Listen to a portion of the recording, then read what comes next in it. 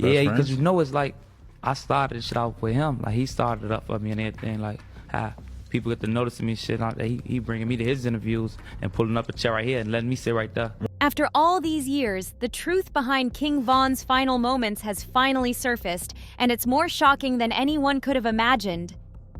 Von's fate, once thought sealed, may have been entirely different if not for a chilling turn of events that unfolded inside the hospital.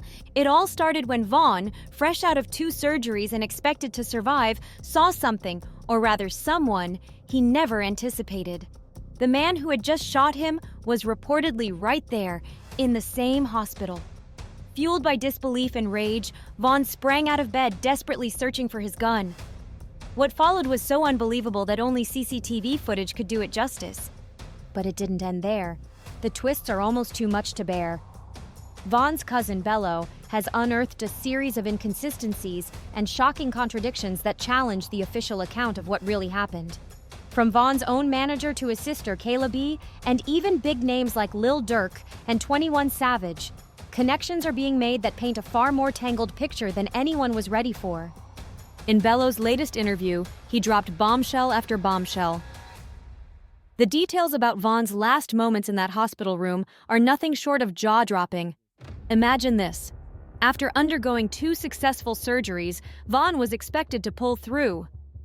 But according to Bello, Kayla B. called to say that Von had 3 surgeries scheduled. And then, the unthinkable happened. Von got out of bed, started fighting nurses, demanding his gun, and moments later, he died from shock. It sounds like something out of a Hollywood thriller, but Bello insists it's the truth. Could there have been foul play involved? Was Von's life cut short by something or someone other than his initial injuries? These questions linger, leaving fans and friends reeling. The connections, the suspicions, and the unexplained moments all hint at a deeper story that still begs to be told. There's no denying it. Bello's story has left fans grappling with questions and doubts. How did Von's sister Kayla B. claim to know exactly what happened at the hospital when she wasn't even there that night? One fan bluntly put it, how'd she know about the surgeries and Von waking up if she never stepped foot in the hospital? Kayla's changing story only adds to the confusion. Initially, she said she wasn't at the hospital. Later, in an early interview, she claimed she had been there but left.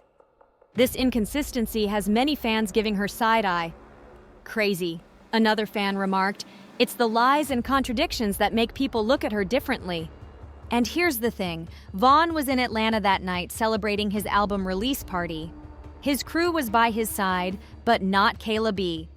Yes, she was at the club, but after the party, she went home. According to Bello, she didn't rush to the hospital even after hearing that Von had been shot. This glaring detail has sparked a wave of theories and speculation about what really went down. Some fans are convinced that King Von's death wasn't just a tragic turn of events, but a deliberate setup. You can tell Bello knows a lot more, but can't really speak about it, one commenter noted. Another chimed in, it definitely was a setup.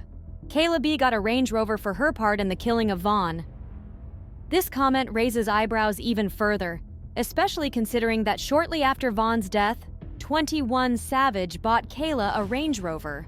While Kayla claimed the gift was a surprise, it wasn't exactly out of nowhere. She had been dating 21's younger brother. Then, as if things couldn't get wilder, 21 Savage himself revealed a curious coincidence. He was in Houston, hanging out with Lil Durk when Von was shot. In fact, he received a call just 2 minutes after the shooting occurred. This detail, while not direct evidence, has left fans theorizing about deeper connections, hidden motives, and lingering questions that refuse to go unanswered. One thing fans couldn't overlook was the glaring inconsistency in 21 Savage's claim, especially since Lil Durk was live streaming on Instagram at the exact moment Von was shot. Viewers remember it clearly. Durk was vibing to music in his car, not a bowling alley, when he got the news. One fan bluntly questioned, why would 21 say he was in a bowling alley, run out, and find out Von got shot? That's not what happened. Another fan added, everyone saw Durk live in the car when he heard about Von. This story just doesn't add up. 21 Savage, you need to stop lying. The confusion only deepens when you consider the comment, 21 might be in on it. suggesting that his revelation opened a door to even more questions. And that's not all. This isn't the first time Lil Durk's name has surfaced in the shadowy theories surrounding Von's death. Now buckle up, because the allegations linking Durk to Von's demise are more than just idle speculation. The timeline is suspicious. Von and Durk were both caught up in a high-profile attempted murder case in Atlanta. A shooting left a man wounded, and charges were filed against both rappers. But fast forward to late October 2022, and all charges against Durk were dropped. The prosecution admitted they simply didn't have enough evidence, and Durk's attorneys claimed he wasn't involved in the shooting, though he was at the scene. But here's where things get murkier. By the time Durk's charges were dismissed, Von had already passed away.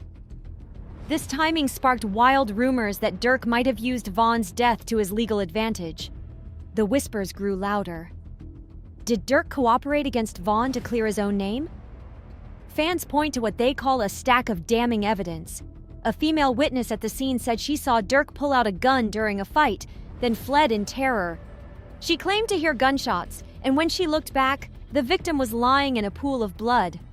Surveillance footage reportedly showed a hand reaching out from the SUV and firing a weapon, believed to be Durk's. Despite all this, Durk walked free. But the Georgia District Attorney's Office, led by Fani Willis, made a striking statement. According to Willis, if co-defendant Davon Bennett, King Von, hadn't died in 2020, he would have been indicted for that incident. This remark left fans and conspiracy theorists wondering, did Von's death conveniently close the door on a case that could have gone in a very different direction? The unanswered questions linger, leaving a cloud of uncertainty over what really happened that night. This statement sent shockwaves through the music industry, raising questions and stirring up controversy. According to the DA's revelation, even if the evidence at the time primarily implicated Durk, Von would still have faced charges if he were alive. This sparked theories that Durk shifted all the blame onto Von, conveniently avoiding accountability. With Von no longer able to defend himself, Durk's charges were dropped, leaving many fans and observers deeply suspicious. Even former members of Von's O-Block crew shared the same uneasy feeling. They argued that if Durk had been present during the crime and failed to report it, he would have been held responsible regardless of his involvement. For Durk's charges to disappear, some believe he must have provided authorities with critical information. This led to a broader belief that Von was set up well before the tragic events that took his life. One of the most striking allegations involves Lil Durk's lawyer, Nicole Mormon. A wild rumor claims that Nicole, who previously worked as a felony probation officer and undercover agent, disguised herself as airport security to search Von at an airport. Von reportedly caught this incident on camera, fueling speculation that the legal strategy was to frame him as the more dangerous individual between the two. If Von was painted as the villain, Durk could avoid trouble entirely. Even Charleston White, known for his controversial statements, speculated that Durk may have implicated Von to escape his own murder charge. And then there's the suspicious Instagram Live. When Durk was streaming, vibing to music as the news broke, some fans thought he was just building an alibi. Durk was Von's main op, one commenter noted, pointing out the eerie timing. No coincidences. Back in Blood dropped the same day Von died. Durk was live. It's all an alibi. Others claimed Durk was simply relieved, thinking Von's death would prevent more chaos from unraveling everything. Adding to the intrigue is the involvement of Von's sister, Kayla B. Fans couldn't ignore the fact that she received a Range Rover from 21 Savage shortly after Von's death. The timing seemed too convenient, considering 21's alleged connections to those suspected of plotting against Von. How does one explain such a gift following such a devastating loss, particularly when the benefactor was linked to the very events that led to her brother's tragic end? This labyrinth of allegations, alibis, and unexpected connections has left the industry and fans reeling. The intertwining stories paint a picture of manipulation, betrayal, and unanswered questions that refuse to fade away. The question on everyone's mind remains: was Kayla B involved in setting Von up that night? Did she fabricate her story about being at the hospital? Or are we all jumping to conclusions? When Bello was asked if he believed Von's death was orchestrated, his response didn't clarify much. It only added to the growing cloud of suspicion. Bellows' reasoning behind the theory of a setup raises even more eyebrows. Consider this. King Von was not riding in his usual bulletproof truck, and at the time of the incident, he was alone in a parking lot with no security detail. These strange details seem far from coincidental and suggest that there's more going on than what meets the eye. To truly grasp the depth of this mystery, we need to trace it back to the roots of the conflict, the notorious beef that led to Von's untimely demise. While many believe the feud began over a woman, the story runs far deeper. It started when Von took to Instagram Live to accuse NBA YoungBoy of lying in his lyrics. At that time, YoungBoy was a bigger name, and although he initially ignored Von's comments, it seemed clear that Von was deliberately trying to ignite a rivalry.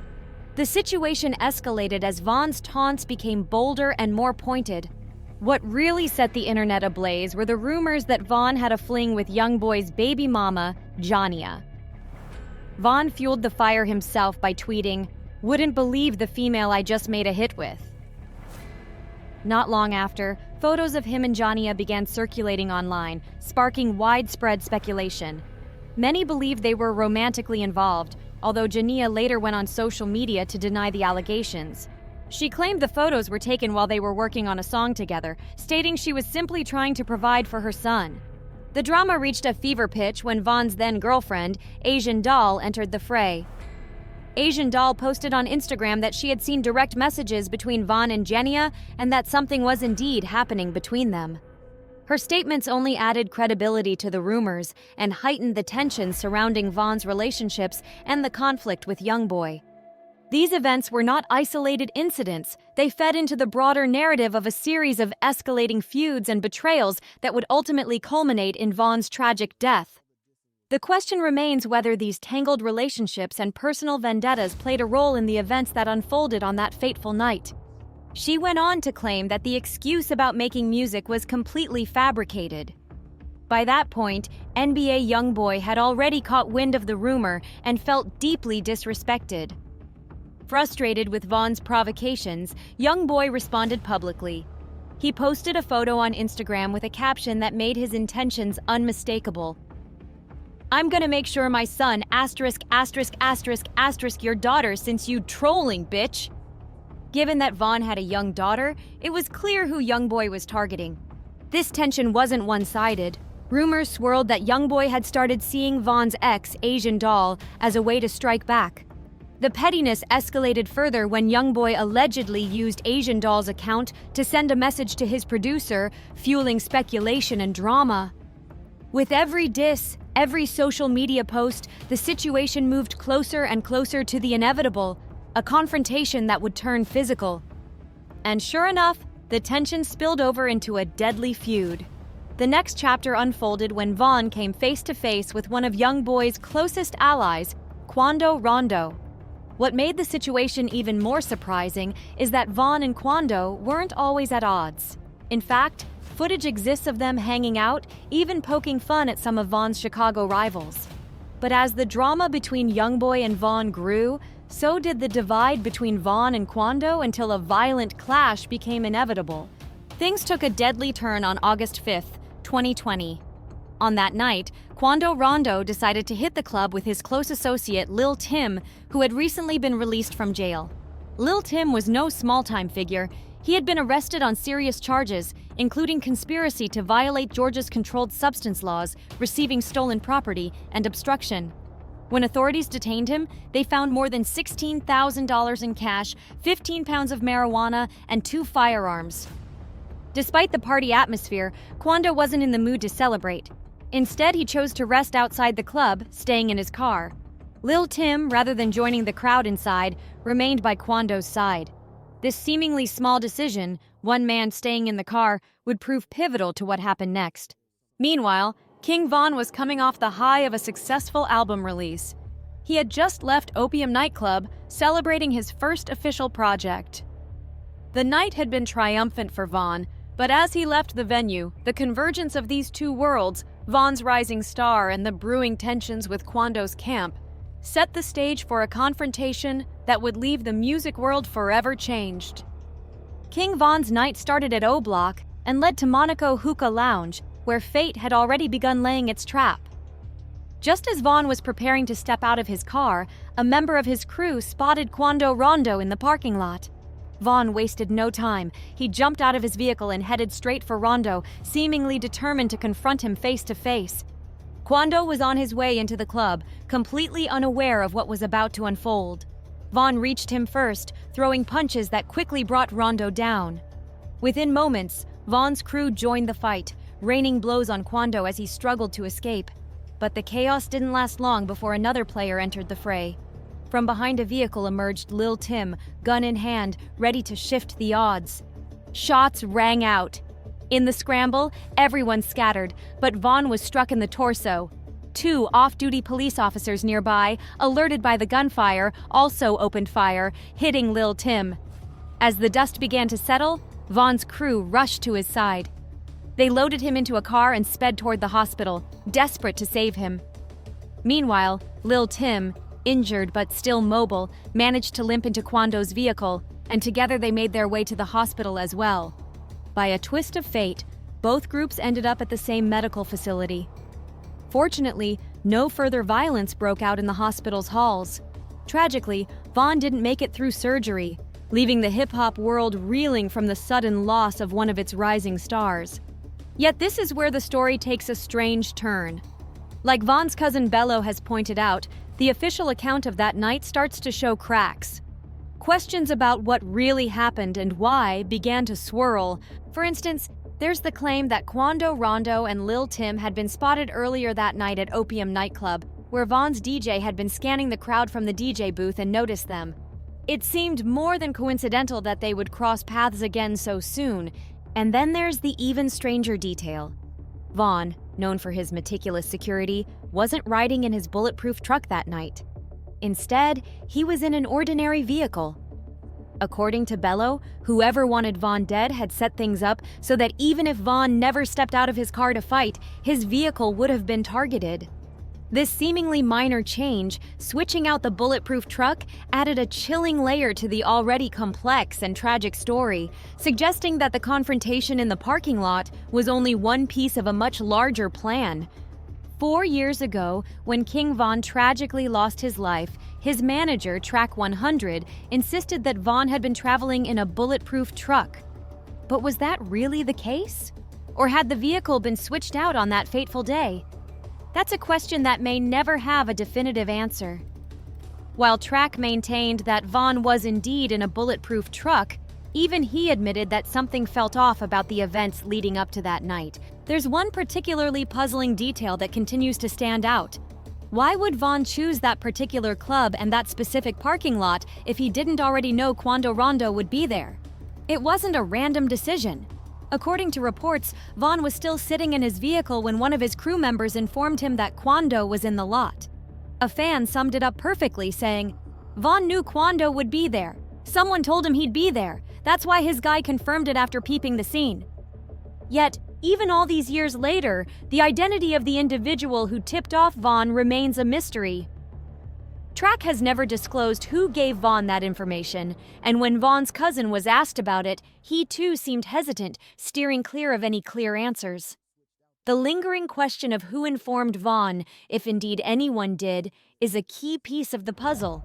Was Vaughn simply being cautious, or was someone pulling strings in the background? What's known is that Vaughn had a surprising sense of calm before things spiraled into chaos. Even as those around him panicked, Vaughn reassured them, telling them he'd be fine. But that calmness was short-lived, and the night took a devastating turn. After Vaughn's death, the entire landscape shifted. The tragic loss set off a chain reaction of revenge and retaliation. The phrase, "Get back for King Vaughn," became a rallying cry among his affiliates, and the quest for vengeance began almost immediately. According to court documents, Lil Durk wasted no time in plotting Quando Rondo's demise. Rumors quickly surfaced that Durk had placed a bounty on Quando's head, intensifying the tension within the industry. Those whispers weren't just idle gossip. Evidence later emerged suggesting the bounty was real. Court records revealed that Dirk had used coded language to instruct members of OTF, his crew and music label, to take action against Quando. Furthermore, Dirk's cousin, DeAndre Wilson, reportedly told other OTF members that anyone involved in killing Quando would be rewarded with not only cash, but also valuable opportunities within OTF's music empire. The escalation of events following Von's death painted a bleak picture of loyalty, vengeance, and the lengths people would go to in the name of their fallen brother. While many questions still linger, what's clear is that the loss of King Von left a void that could not be filled, and the aftermath of that night reverberated throughout the hip-hop world, leaving scars that have yet to fully heal. The first known attempt on Quando Rondo's life occurred in 2021 in Georgia. He was set to perform at a local club, and after the show, Rondo and his entourage made a quick stop at a convenience store in Blackshear. What should have been a routine stop turned violent when shots were fired at the group. Though Rondo himself wasn't hit, one of his team members suffered a gunshot wound to the hand. The incident, while alarming, foreshadowed the far more dangerous events to come. Fast forward to August 2022, and the tension reached a dangerous boiling point. According to federal court records, associates of Lil Durk had allegedly tracked Quando Rondo to Los Angeles. On August 18, 2022, a group that included DeAndre Wilson, Keith Jones, David Lindsay, and Asa Houston reportedly arrived in LA after traveling from Chicago to San Diego using funds said to have been provided by Durk himself. Once in Los Angeles, the group was met by Kyan Grant, another OTF affiliate who had arrived via private jet. Grant played a critical role in the alleged operation. He arranged hotel accommodations, acquired ski masks, and secured 2 luxury sedans, all with the intent of carrying out the ambush. The preparation didn't stop there. According to court records, Grant also provided firearms to Jones and Lindsay, including a weapon that had been modified into a machine gun. With their gear and vehicles ready, the group began following Rondo's every move. They shadowed his Cadillac Escalade as he made stops at various locations, including a dispensary and a clothing store in West Hollywood. It seemed they were waiting for just the right opportunity to strike. That moment arrived at the Beverly Center. When Rondo and his friend Louis Poe pulled up at a gas station, the ambush was set in motion. Asa Houston allegedly parked his car strategically, ensuring no easy escape route. As Rondo and Poe stopped at the pump, Jones and Lindsay reportedly exited their vehicle, guns in hand, and began firing. Bullets flew in what was described as a relentless hail of gunfire aimed at ending Rondo's life. The result was tragic. Louis Poe, standing outside the Escalade, was struck and killed. Somehow, Rondo managed to escape the gunfire unscathed. Despite the effort and planning, the hit had failed. Afterward, the suspects reportedly regrouped at an In-N-Out burger joint. It was there, according to allegations, that they discussed payment with Kyan Grant. Following the chaotic and deadly incident, the group retraced their steps, traveling from San Diego back to Chicago. This violent episode underscored the ongoing danger and intensity of the feud surrounding Rondo. While he emerged physically unharmed from the attack, the same couldn't be said for those around him, or for the communities shaken by the spiraling cycle of retaliation and tragedy. It took years for law enforcement to connect the dots and make significant arrests in the unfolding saga. The tipping point came on October 24th, when FBI agents moved in and arrested Lil Durk at the Miami International Airport. It was just after 8 p.m., an hour before he was set to board a private jet bound for Italy. By then, authorities were fully aware of Durk's alleged attempts to evade capture. It wasn't just a single flight that drew attention. According to reports, U.S. Customs and Border Protection had been closely monitoring Durk's travel activity. They flagged him after he booked not 1, but 2 separate one-way tickets, one to Dubai and another to Switzerland. These reservations immediately raised suspicions, signaling to the authorities that Durk might be planning to flee the country and escape looming legal consequences. And while Durk ultimately never boarded those commercial flights, the situation took another dramatic twist. Investigators uncovered that he had also arranged for a private plane to whisk him away from Miami to Italy. The overlapping timing of these flight plans and the weight of the charges piling up against his associates painted a picture of a man on the verge of fleeing. It appeared he was ready to put as much distance as possible between himself and the mounting storm of legal troubles. Now, as Lil Durk sits in jail, the case against him grows stronger. New evidence continues to surface, not just in police hands, but also in the public domain, causing a stir on social media. The most damning pieces of evidence are video recordings, some of which have been incorporated into the official indictment. Federal investigators reportedly possess footage showing Durk's associates tracking Quando Rondo's movements around Los Angeles. Even more explosive, the authorities have video evidence of alleged OTF members committing the very crimes they are now charged with. But that's not all. The public has been buzzing about a different type of video, a clip where Lil Durk seems to have implicated himself. Back in 2023, during an interview with DJ Akademiks, Durk made statements that many interpreted as revealing more than he intended. Since King Von's death, fans and online critics alike have pressured Durk with the infamous phrase, "slide for Von." In that interview, Durk appeared to address the sentiment, his words sparking debates and speculation about whether he had essentially given authorities more material to use against him. With damning footage, online interviews, and flight records all in play, Lil Durk's current legal battle is shaping up to be one of the most talked about cases in recent hip-hop history. The unraveling details continue to captivate the public and keep the story in the spotlight. At the time, Lil Durk made it clear that he wasn't going to slide for Von because the stakes were too high. He addressed the issue head-on in his track Hearing Sirens, where he rapped, "My brother shot dead to violence. I truly think the feds around us. Y'all tell me slide, then turn around, then have the nerve to clown us. You ain't worried about lawyers. You'd rather talk about Tory and Meg Thee Stallion, like forget them blogs, not forget your dog. You dudes turn to cowards." His lyrics were a direct response to the critics urging him to seek revenge. They highlighted the tension between street loyalty and the very real legal and personal consequences that come with retaliating. But those slide for Von comments didn't disappear. In fact, they seemed to weigh heavily on him, as evidenced by his interview with DJ Akademiks. When Akademiks asked Durk what he thought about the relentless calls for vengeance, the response was both unexpected and revealing. Whatever Durk said next caught Akademiks completely off guard. He wasn't prepared for the answer, and his reaction made that clear. Durk alluded to the fact that those slide for Von comments weren't as spontaneous as they appeared. According to him, there was a reason why those comments started showing up, and why they eventually faded. While he didn't spell out the details, his cryptic explanation left a lingering mystery. Why did those comments suddenly vanish? Who, if anyone, was behind the shift? And was it a calculated effort to diffuse the narrative, or something else entirely? The hip-hop world continues to speculate, as the story remains one of the genre's most gripping sagas. With Lil Durk now facing murder-for-hire charges, the stakes are higher than ever. Each new development only deepens the intrigue, leaving fans, critics, and observers alike eager to see what unfolds next.